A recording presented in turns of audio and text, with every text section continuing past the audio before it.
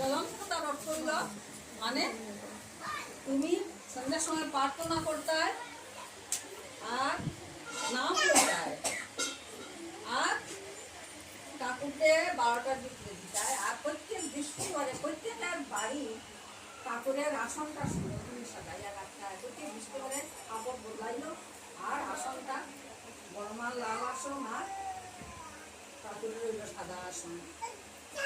আসন সুন্দর করে রাখবে প্রত্যেকের বাড়ি আসন।